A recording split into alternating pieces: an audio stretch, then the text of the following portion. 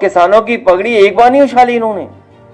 कई मौके ऐसे आए हैं जहां किसानों को इस भारतीय जनता पार्टी की सरकार ने अपमानित किया है, चाहे वो गाजीपुर से लेकर के गाजियाबाद तक। कई उदाहरण हम दे सकते हैं जहां किसानों की लूट इस सरकार में हुई है और समय समय पे किसान को अपमानित होना पड़ा है। इससे पहले बुंदेलखंड के कई किसान समय समय पर मिले और जो मूंगफली खरीद थी उसमें भी बड़े पैमाने पर बेईमानी हुई।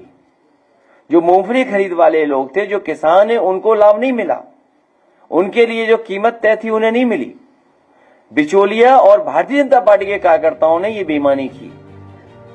धान के बाद मूंगफली, मूंगफली के बाद आज गेहूं की खरीद में भी ये सरकार बड़े बड़े लोगों से, उद्योगपतियों से मिली हुई है। जब सरकार को ये पता है, सरकार की जानकारी में है कि अगर किसान अपना खुले बाजार में भी बेचेगा तो उसे कीमत ज्यादा मिलेगी, लेकिन सरकार ने ये पाबंदी लगाई कि इससे ऊपर कोई भी आड़ती या उद्योगपति खरीद नहीं सकता है। गेहूं की कीमत किसान को ज्यादा मिल सकती है, लेकिन सरकार उसको, किसान को कीमत नहीं देना चाहता। न केवल ये, बल्कि किसान के ऊपर लगातार संकट पैदा हो रहा है। बिजली महंगी, डीजल पेट्रोल महंगा, खाद महंगी, कीटनाशक दवाइयां महंगी, उनका हर जरूरत का सामान महंगा, जीएसटी लगा करके जितने भी एग्रीकल्चर इक्विपमेंट्स हैं वो महंगे। और अगर कोई सवाल पूछे, कोई इनसे सवाल करे तो उसके ऊपर कार्रवाई है, और अगर कोई ज्यादा आंदोलन में शामिल हो उनके सरकार के खिलाफ तो बताओ उसकी पगड़ी उगाड़ देंगे, पगड़ी उछाल देंगे। और किसानों की पगड़ी एक बार नहीं उछाली इन्होंने। कई मौके ऐसे आए हैं जहां किसानों को इस भारतीय जनता पार्टी की सरकार ने अपमानित किया है, चाहे वो गाजीपुर से लेकर के गाजियाबाद तक। कई उदाहरण हम दे सकते हैं जहां किसानों की लूट इस सरकार में हुई है और समय समय पे किसान को अपमानित होना पड़ा है। लाए थे अपने आप को चमकाने के लिए, और देखिए तारीफ कितनी हम लोगों की करके गए। वो सच्चे ईमानदार इंसान हैं,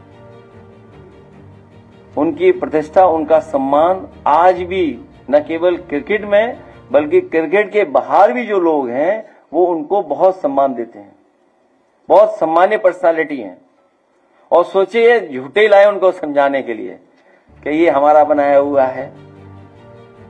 और देखिए क्यों ना करते, क्योंकि एक डीजीपी आए थे यहां पर, उन्होंने हमारी शिलान्यास की, उद्घाटन की दोनों की पट्टियां हटाई थी। हमें याद है उन्होंने कहीं फार्म हाउस बनाया है उत्तर प्रदेश से बाहर, जिन्होंने हमारे नाम की पट्टियां नहीं लगने दी। नाम मत बोलो, इन्होंने ऐसा बोला, मैं जान गया किसका नाम ले रहे हैं क्योंकि जितना मैं कह रहा हूं वो सब समझ रहे हैं बात को। तो सोचिए आप, पट्टियां नहीं लगी थी, छिपा दी होगी। अगर वो उन्हें पट्टियां दिखाई दे जाती तो बात दूसरे ढंग से हो रही होती कि कोई भी किसी को इस तरह शर्मिंदा नहीं करते हैं। सरकार को ही शर्मिंदा होना पड़ गया। सोचिए, आज भी समाजवादियों का काम है। मैं आज चौहान समाज के लोगों का धन्यवाद देना चाहता हूं। दूर दूर से ये चल करके आए हैं। मैं इनकी भावना को और इनके जो सोच है, जो इन्होंने आज हम लोगों के बीच में बातें रखी हैं, मैं एक एक चौहान समाज का धन्यवाद देता हूं, आभार प्रकट करता हूं और उन्हें भरोसा दिलाता हूं कि जब भी समाजवादी सरकार बनेगी उन्हें पूरे तरीके से सम्मान दिलाने का काम हम सब लोग मिलकर के करेंगे। ये हमारे पीढ़ी के सदस्य हैं, इनकी पीड़ा हमारी पीड़ा एक है। ये पीड़ा का रिश्ता है, ये दुख का रिश्ता है। ये भी समय समय पर अपमानित होते हैं। एक एसओ ने, हमें एक साथी ने बताया कि एक एसओ ने इसलिए मारा कि उसने सच्चाई सवाल पूछ लिया। ये सरकार तो कैसी है कि अगर सवाल पूछोगे तो आप पर मुकदमा हो जाएगा, आपकी संस्था बंद हो जाएगी। लोकतंत्र में बाबा साहब भीमराव अम्बेडकर जी ने जो संविधान दिया उसके तहत विपक्षी या आम जनता सवाल पूछ सकती है, अपना सवाल कर सकती है। यही तो तानाशाही है। और देखिए, तानाशाहों को भी कभी कभी सबक मिलता है। हमला हुआ इन पे, वार हुआ इन पे और इन्हें जेल जाना पड़ गया। कमाल की सरकार है। हमला इन्हीं पर हुआ। और जहां इन्होंने जाति गणना को लेकर के भी बात रखी कि आबादी के हिसाब से हक और सम्मान मिले, जाति गणना का फैसला 90% पीडीए परिवार की 100% जीत है। मैं इन सभी लोगों का बहुत बहुत धन्यवाद और आभार प्रकट करता हूं। इस बार भारतीय जनता पार्टी की कोई चालबाजी नहीं चलेगी।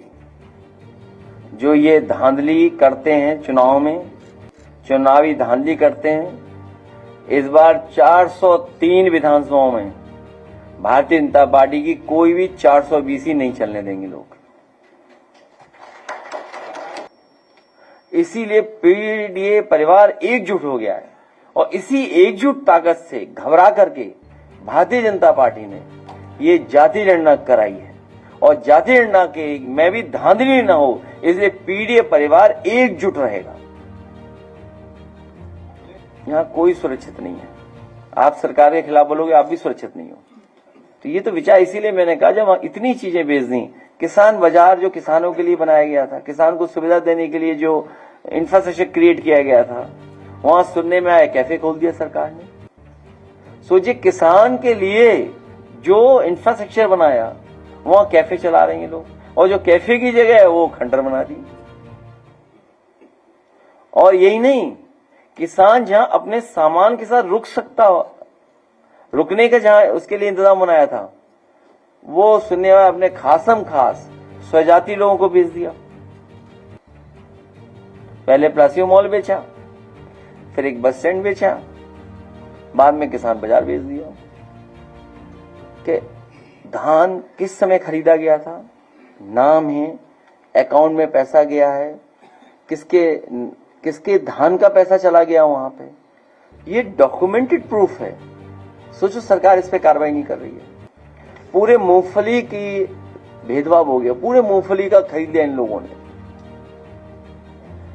अभी आज की अखबार में मैंने पढ़ा, हालांकि मैं कई बार बोल चुका हूं आपसे, हमारे एक काऊ मिल्क प्लांट है जो सबसे मॉडर्न काऊ मिल्क प्लांट बनाया गया था उत्तर प्रदेश में। समाजवादी सरकार में पराग, अमूल या और संस्थाओं को सपोर्ट करके 12 से 17 तक जो मिल्क प्रोक्योरमेंट बढ़ा था, वो 30 लाख लीटर तक पहुंच गया था। उसका लक्ष्य तय किया था कि 30 लाख लीटर प्रोक्योरमेंट होगा मिल्क का, जिसमें 3 अमूल प्लांट लगने का समझौता हुआ था। 2 प्लांट लग चुके थे, एक पराग का लग गया था। तमाम पराग के संस्था के जो प्लांट थे उनकी कैपेसिटी बढ़ाई गई थी। तो लक्ष्य था 30 लाख लीटर प्रोक्योरमेंट मिल्क को बढ़ाना। एक मिल्क प्लांट, काऊ मिल्क प्लांट, पहला काऊ मिल्क प्लांट के प्रोडक्ट्स बनने का पहला प्लांट कन्नौज में, उमरदा में लगाया था समाजवादी सरकार में। और उसके उद्घाटन का नकली पटिया देश के प्रधानमंत्री जी ने और मथुरा की सांसद हेमा मालिनी जी की लगी है। बताओ, दोनों को क्या लेना देना है हमारे कन्नौज के उससे। और आज वो बंद हो गया। अल्ट्रा मॉडर्न काऊ मिल्क प्लांट, टेट्रा पैकिंग का, वो प्लांट सरकार ने बंद कर दिया। सोचिए आप, ये बहुत सीरियस इशू है, बहुत सीरियस इशू है। इस पे हम लोगों को बहुत कुछ चर्चा ज्यादा नहीं करनी चाहिए।